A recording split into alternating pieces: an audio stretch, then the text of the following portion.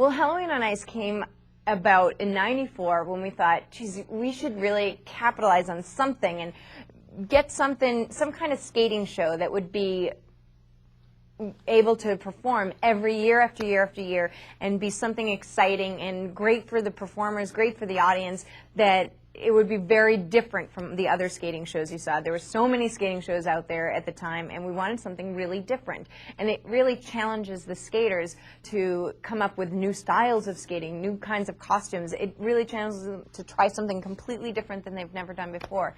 And it was something that we thought we could do year after year and would be a great vehicle for me.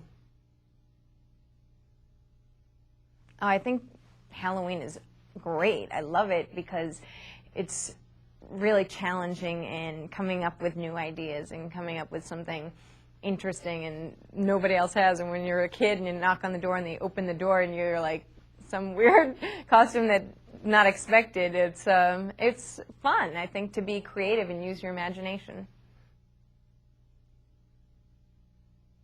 Well, the costumes for Halloween on Ice are so intricate. You need lots of the makeup to really disguise who you are and become a character, and wigs and masks and the costume itself. I think it's so exciting because it challenges the skaters to really become something else on the ice and not just be a figure skater and worry about the glamorous part of skating and the beauty of it. It challenges you to be, I don't know, creepy or ghoulish or just a different style that you may have never tried before.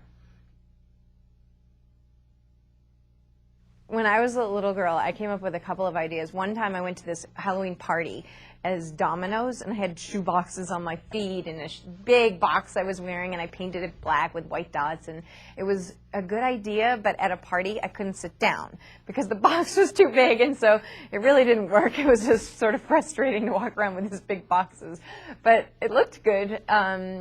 And I had this other idea of being a bag of jelly beans. So I had this big clear bag and balloons all inside. And I was always trying to come up with something different. But one of my favorites was I went as a hockey player once, and I wore my brother's equipment because I always wanted to be a hockey player. So it gave me the opportunity to dress up like one.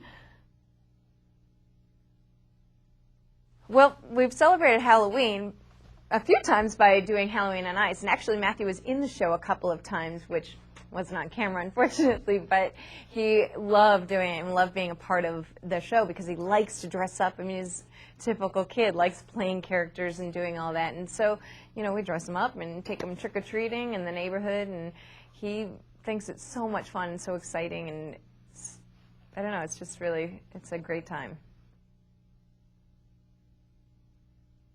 The challenge of skating in the small ice versus in the larger ice, which we had done the show in both, is really interesting. It's small, and so you have trouble with costumes, and you know, if something's long, it doesn't necessarily flow as well because you don't have the speed, and so you could trip, and it's harder to get things done. You have to muscle through jumps and things, but it also gives you such an opportunity. I was able to fly and come down from the ceiling like a spider, and it's I think it gives you more of a feeling being in a theater setting of a different kind of performance as opposed to in a big ice arena. You have to perform so much larger, and it's more almost more animated and in a bigger way, overacting kind of.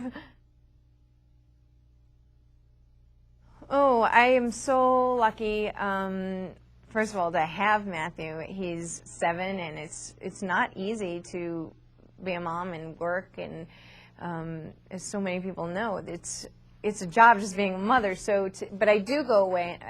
I'm so lucky because I have such support from my family, and my husband's home with Matthew, and if he has to be away for work, then he'll be with my parents or my brothers, and everyone just is so supportive and helpful in allowing me to still perform and be out there to skate because I still love it.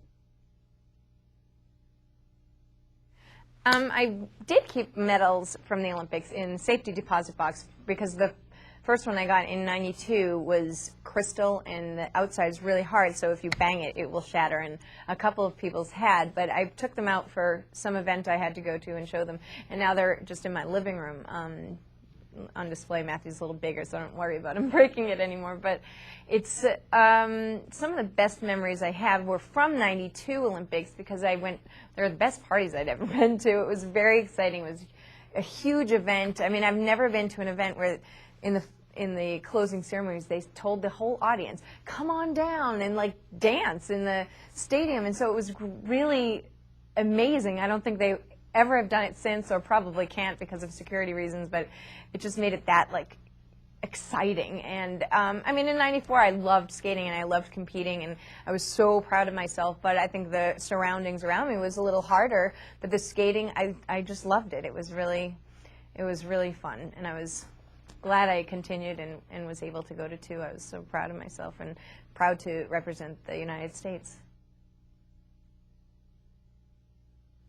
It's amazing. I mean, it's not something I ever dreamed I would be in a Hall of Fame for doing something. I started when I was 6 years old, and something I just do because I love it.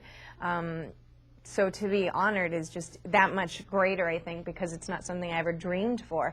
And to be honored in the U.S. Figure Skating Hall of Fame is so amazing, because to be remembered for what I did, as opposed to sometimes I'm remembered for things I had no control over. So to be remembered for the work I did and the effort I put in and the dedication it's a real honor to be remembered for that.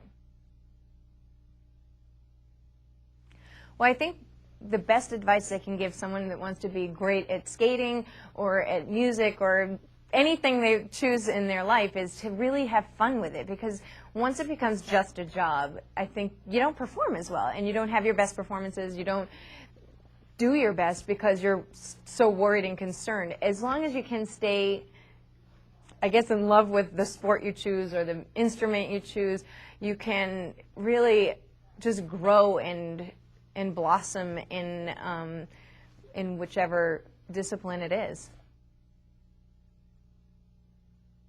I think where I would like to be Halloween night, I like being at home and opening the door and seeing all the kids in their costumes, but I'd rather be with Matthew, going to the houses and seeing him react to them opening the door and asking for the candy and being polite and having fun watching him run up and down the street and getting so excited.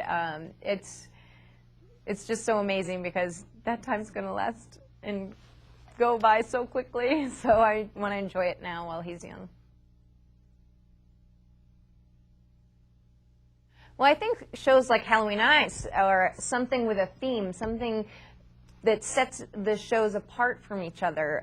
They all sort of look the same, and I think doing something like this really separates it and makes, you know, you have a show that you can see every year, that you expect something new and something exciting and not be a typical skating show. So I think doing interesting new things and coming up with new ideas will really help the sport to grow.